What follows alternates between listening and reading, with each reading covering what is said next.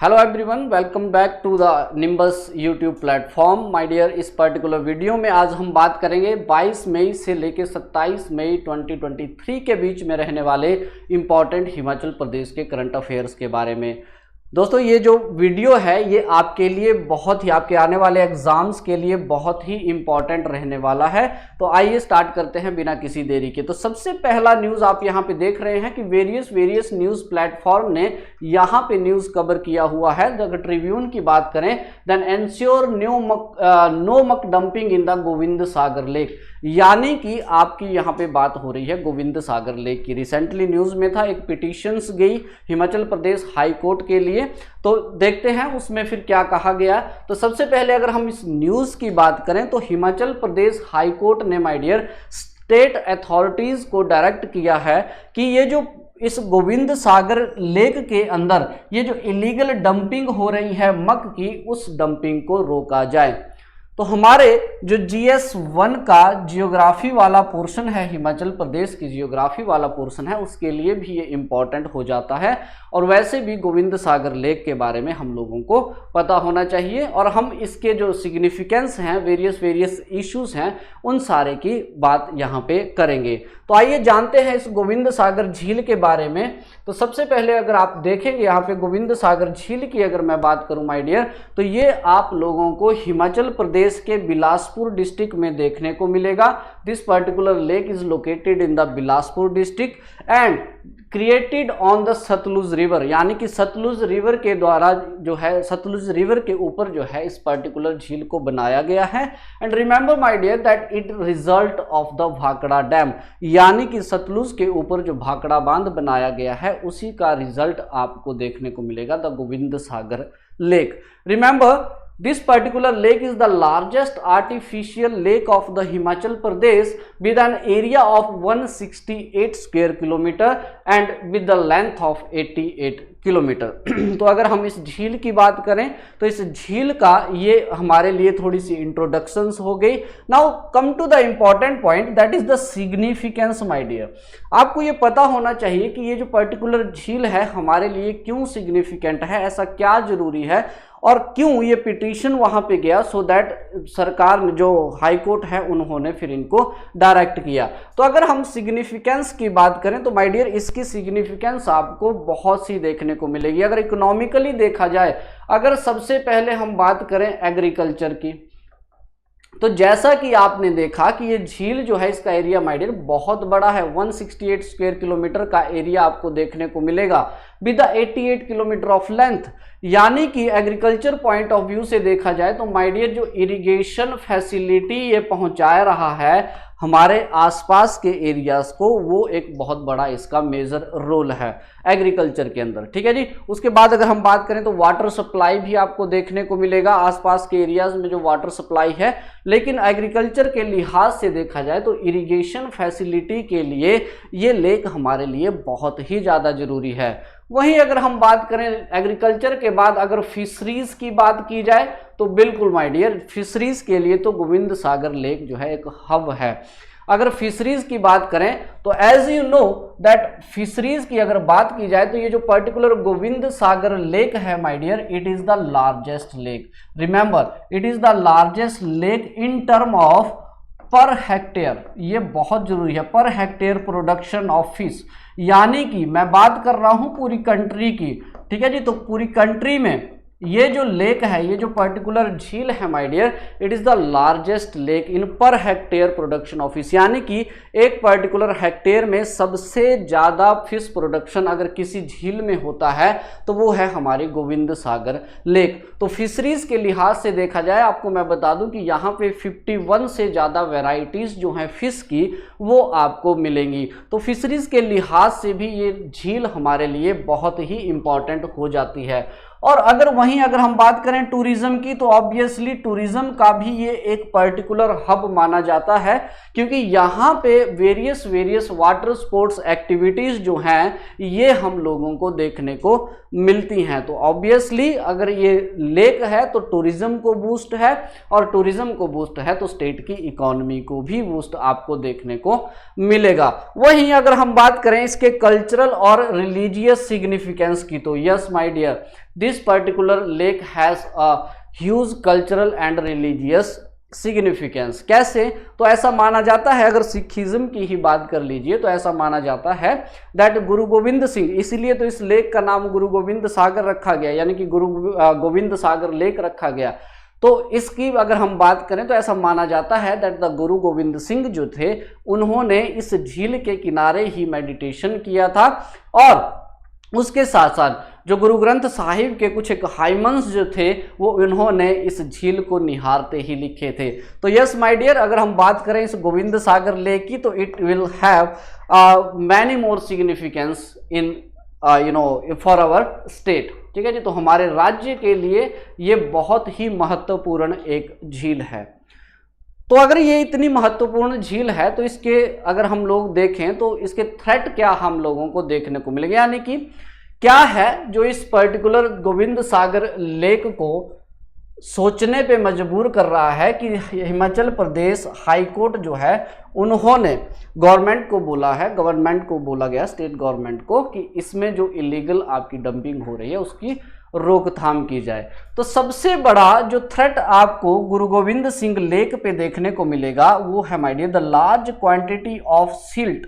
ये बहुत इंपॉर्टेंट है, यानी कि कहीं ना कहीं हमें इसके ऊपर थोड़ा सा नज़र तो रखना ही पड़ेगा, क्योंकि अगर आप देखें the large quantity of silt जो है ये सतलुज में एंटर होता है और वहीं से फिर ये इस पर्टिकुलर झील में हम लोगों को देखने को मिलेगा। अब इस सतलुज में ये पर्टिकुलर सिल्टेशन जो है वो कैसे होती है, तो इसके भी 3 मुख्य घटक हम लोगों को देखने को मिलेंगे। अगर हम बात करें तो सबसे पहले जो ये सिल्टेशन हम लोगों को इस पर्टिकुलर झील में देखने को मिलती है उसका सबसे पहले जो रीजन है वो है माय डियर आपका कंस्ट्रक्शन ऑफ डैम। ठीक है जी, कंस्ट्रक्शन ऑफ डैम, यानी कि अगर आप इस सतलुज की अपर स्ट्रीम्स में जाएंगे तो वहां पे वेरियस डैम की कंस्ट्रक्शन होती है या हुई है, उसकी वजह से क्या होता है, सॉइल इरोजन होता है। और जब सॉइल इरोजन होता है तो माय डियर वो आपका सिल्टेशन के साथ जो है इस सतलुज रिवर में आ जाता है, एज ए सिल्टेशन जो है इस सतलुज रिवर में बहता है और उसके बाद जो है ये इस पर्टिकुलर लेक में मिल जाता है। वहीं अगर दूसरा रीजन हम देखें, दूसरा रीजन क्या है इसके पीछे, तो अगर आप देखेंगे माय डियर तो यहाँ पे जो ये जो सतलुज रिवर का जो एरिया है इसके आसपास अगर आप देखें तो हम लोगों को जैसे दारला घाट मिलेगा। ठीक है जी, दारला घाट वाला रीजन, यानी कि जो माइनिंग साइट्स हैं, ठीक है जी, जो माइनिंग साइट्स हमें देखने को मिलेंगी, दारला घाट हो गया, बाघा हो गया, देन आफ्टर दैट हम लोगों को बरमाणा देखने को मिलेगा। तो इनकी जो सीमेंट माइनिंग साइट्स हैं माय डियर, इन माइनिंग साइट्स की वजह से भी ये सिल्टेशन की समस्या जो है इस पर्टिकुलर झील में हमें देखने को मिलेगी। एंड द थर्ड, और जिसके लिए पिटीशन भी गया था वो है माय डियर आपका रोड कंस्ट्रक्शन। अगर आप देखें तो इस पर्टिकुलर रिवर के कैचमेंट एरियाज जितने भी हैं, फॉर एग्जांपल चाहे आप या फिर इसकी ट्रिब्यूटरीज हैं जैसे सिरखट हो गया, गंभर रिवर हो गया, इन एरियाज के आसपास आप लोगों को वेरियस कंस्ट्रक्शंस जो है वो देखने को मिलता है और उस कंस्ट्रक्शन की वजह से क्या होता है इस पर्टिकुलर लेक में, इस पर्टिकुलर रिवर में सिल्टेशन जो है वो आपका देखने को मिलता है और जिसकी वजह से इस गोविंद सागर लेक में आपको सिल्टेशन की समस्या देखने को मिलेगी। माय डियर एक बहुत बड़ा थ्रेट है इस झील के ऊपर, क्योंकि आप देखेंगे इस झील की सिग्निफिकेंस हमारे पर्टिकुलर अगर आप देखें तो एग्रीकल्चर पॉइंट ऑफ व्यू से और फिशरीज पॉइंट ऑफ व्यू से बहुत ज़्यादा हमें देखने को मिलेगी। तो ऑब्वियसली इसकी कंजर्वेशन जरूरी है। और रिसेंटली अगर आप देखें तो रोड कंस्ट्रक्शन की वजह से ही एक पिटीशन गया और उस पिटीशन में ये बोला गया कि ये जो हमारा कीर्तपुर मनाली वाला जो हाईवे बना है तो इसका जो मस्क था, इसका जो मक था, यानी कि यहाँ से क्या हुआ है इस पर्टिकुलर जिस मलबे की जो डंपिंग है वो डंपिंग सारी की सारी आपकी गोविंद सागर लेक में फेंक दी गई। तो इसलिए पिटीशंस में बोला गया that yes this particular lake is the very significant for our state. तो फिर इस तरह की एक्टिविटीज को यहाँ पे रोकना चाहिए। That's why the Himachal Pradesh high court जो है उन्होंने डायरेक्ट किया स्टेट अथॉरिटीज को कि इस तरह की जो इलीगल डंपिंग है इस मग की उसको आपको रोकना चाहिए। ठीक है जी। तो आपके एग्जाम के लिए इंपॉर्टेंट है my dear this particular Govind Sagar lake, इसके बारे में, इसकी सिग्निफिकेंस और इसके ऊपर आजकल क्या थ्रेट है, सबसे बड़ा खतरा क्या है इस पर्टिकुलर झील के ऊपर, वो सारी चीजें हमने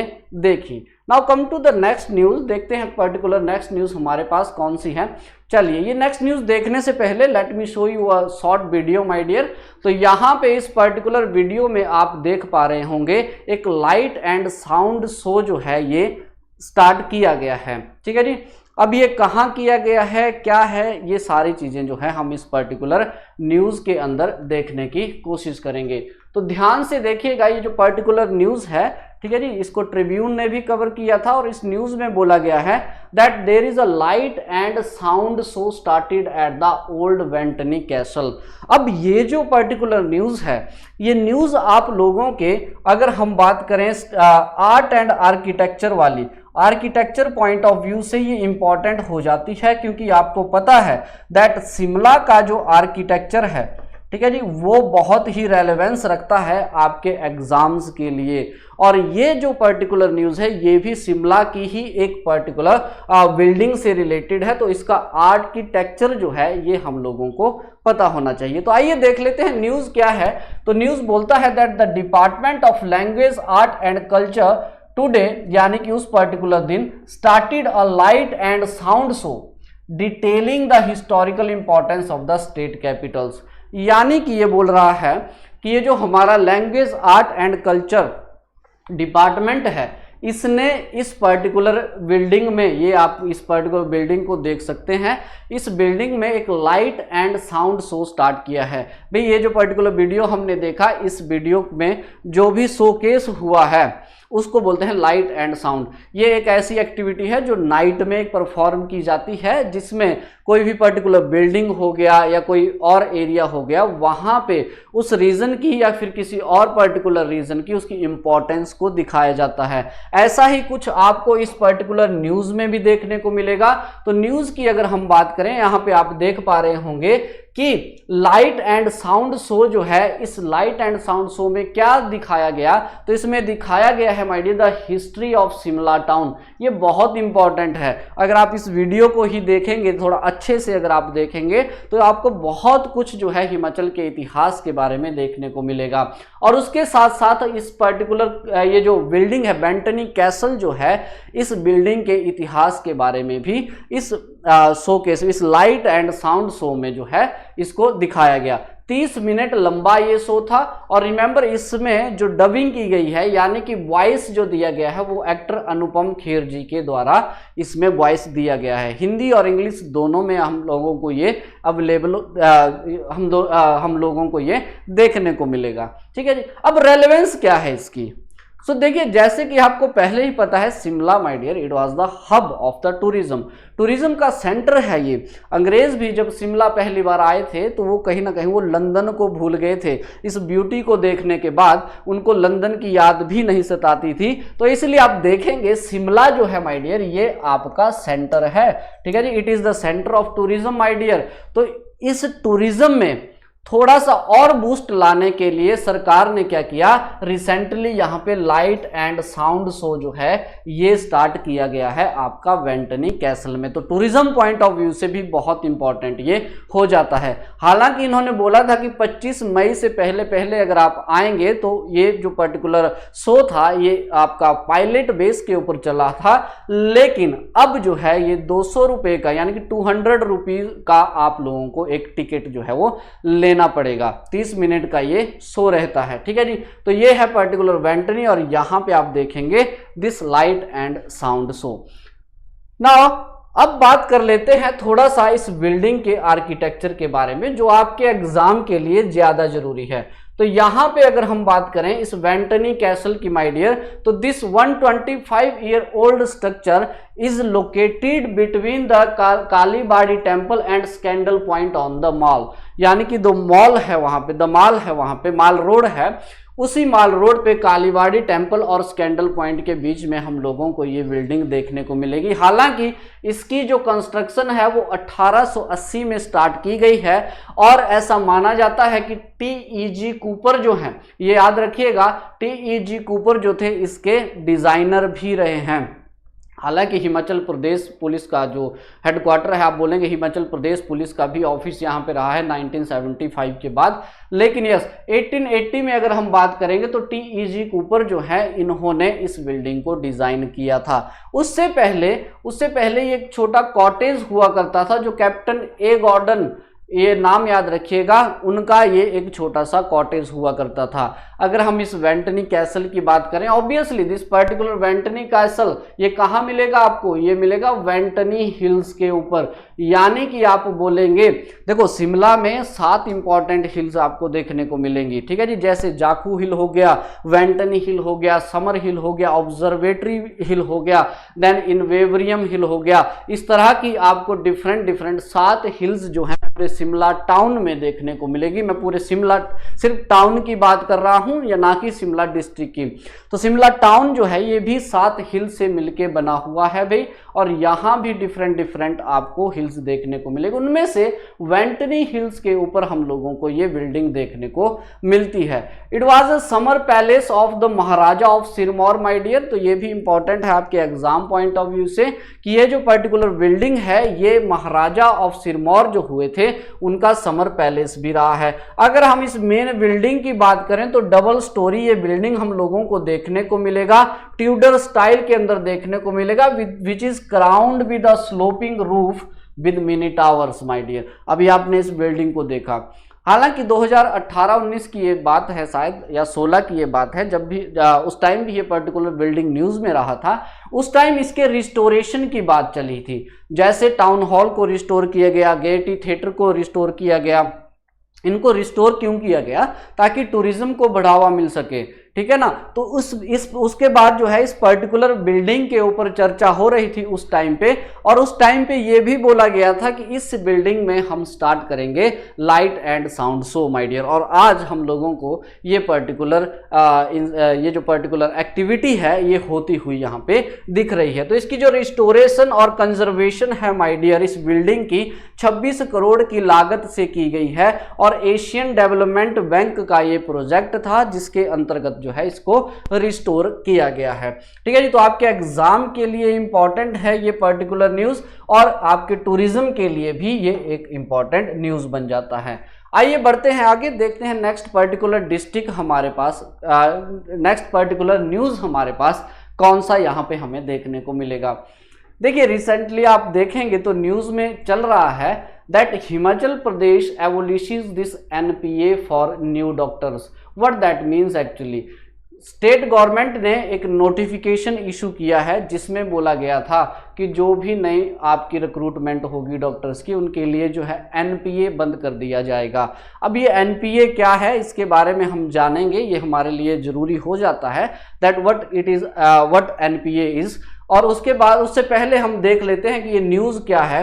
तो न्यूज़ में आप लोगों को देखने को मिलेगा that the Himachal Pradesh government announce that the doctor recruited in near future. याद रखिएगा, यानी कि इस न्यूज़ का बोलने का मतलब ये है वो डॉक्टर जो सर्विस के अंदर हैं उनके ऊपर तो कोई इम्पैक्ट नहीं पड़ेगा, लेकिन नियर फ्यूचर जो भी रिक्रूटमेंट होगी across the department of health and family welfare, then medical education department, dental department, AYUSH and animal husbandry department, इन सभी डिपार्टमेंट्स में जो भी नई रिक्रूटमेंट होगी डॉक्टर्स की उनको अब नॉन प्रैक्टिस अलाउंस जो है एनपीए जिसे कहा जाता है ये नहीं मिलेगा। एनपीए को जानने से पहले हम देख लेते हैं कि ये जो पर्टिकुलर डॉक्टर्स हैं या इस एसोसिएशन से जुड़े हुए सदस्य हैं उनका क्या रिएक्शन रहा है इस पर्टिकुलर न्यूज़ के ऊपर। तो अनाउंसमेंट जो है एक तरह से आप बोलेंगे एक साफ रिएक्शन आपको देखने को मिलेगा इन सभी मेडिकल और वेटनरी एसोसिएशंस के ऊपर, और इन्होंने इसको बोला है कि ये एंटी पीपल एटीट्यूड है सरकार का, इस डिसीजन को वापिस ले लेना चाहिए। न्यूज़ में थोड़ा सा और झांकते हैं और देखते हैं भी कि क्या हो रहा है।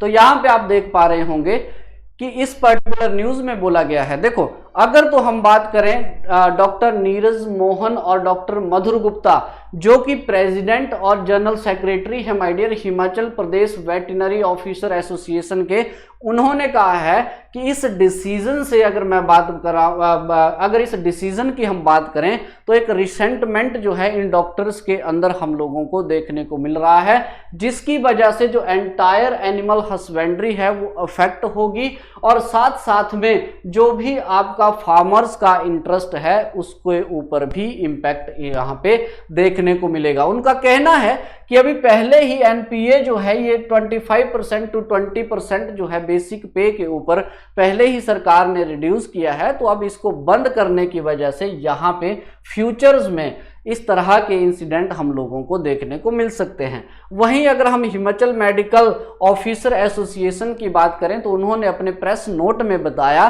कि ये जो डिसीजन है it is not only anti doctor but also the anti people my dear, क्योंकि इस एसोसिएशन के डॉक्टर्स ने बोला कि अगर, यहां पे ध्यान से सुनिएगा, अगर तो doctor they start the private practice in the absence of NPA, तो उससे क्या होगा, जो पॉकेट एक्सपेंस है पेशेंट का वो इंक्रीज हो जाएगा और उसके साथ साथ आप देखेंगे तो जो फाउंडेशन है एंटायर हेल्थ सिस्टम की वो भी शेकअप आपको देखने को मिलेगी। यानी कि उनका कहना है कि अगर एनपीए नहीं मिला और डॉक्टर्स ने प्राइवेट प्रैक्टिस करना स्टार्ट कर दिया तो इससे पूरा जितना भी जो एंटायर हेल्थ सिस्टम है माय डियर वो हमारा हिल जाएगा और जो आप बोलेंगे आम जनता है उसके लिए जो हेल्थ सर्विसेज है वो एक्सपेंसिव हो सकती है, क्योंकि उनका मानना यह है कि ऐसी स्टेट्स, याद रखिएगा, ऐसी स्टेट जहां पे एनपीए इज नॉट गिवन वहां की हेल्थ कंडीशंस जो देखेंगे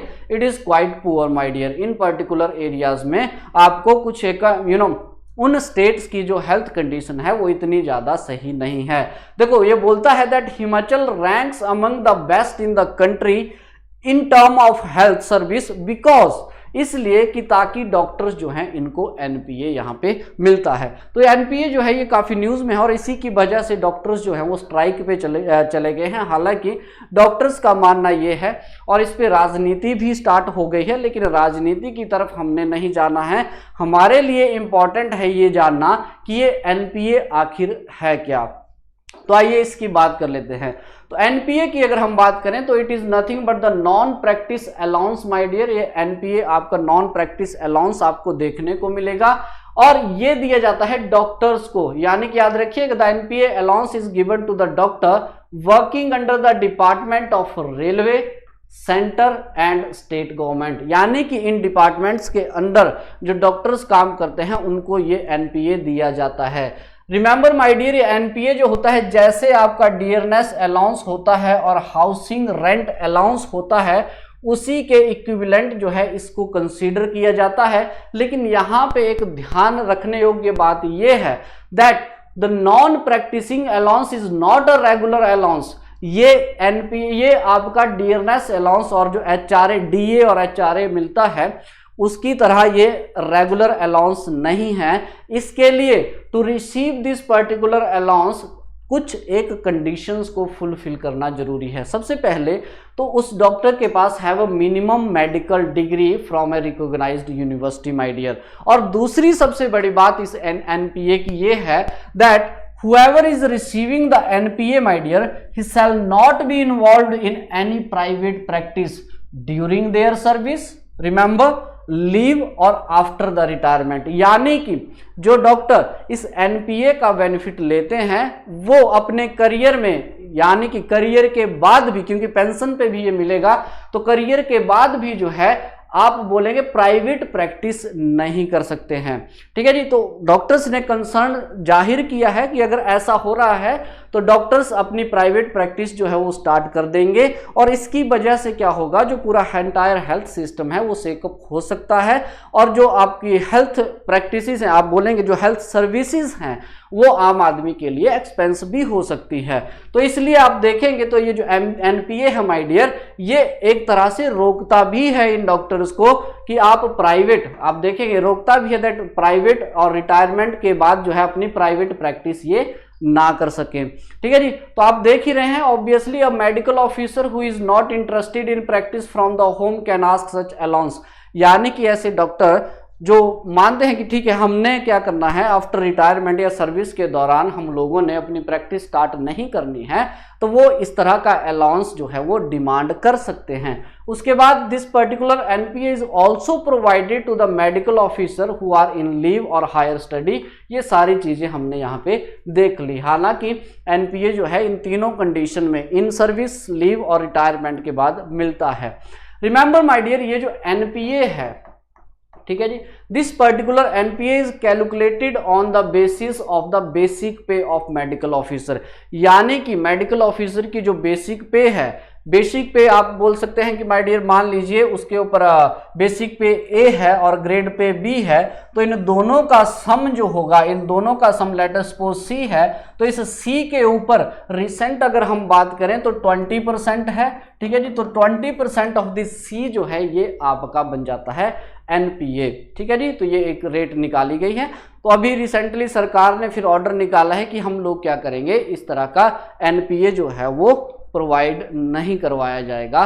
तो इस पे आपकी क्या राय है, तो कमेंट में जरूर बताइएगा कि क्या ये सरकार का डिसीजन सही है या ये डिसीजन सही नहीं है, ठीक है। राजनीति तो इस पर्टिकुलर न्यूज़ पे चल ही पड़ी है, तो राजनीति की तरफ हमने नहीं जाना है। चलिए देखते हैं पर्टिकुलर नेक्स्ट। सो ऑलराइट, ये थी हमारे पास इस वीक की 3 महत्वपूर्ण न्यूज़, यानी कि बहुत ही इंपॉर्टेंट न्यूज़ थी जो रिसेंटली आपको देखने को मिली हिमाचल प्रदेश के कॉन्टेक्स्ट में।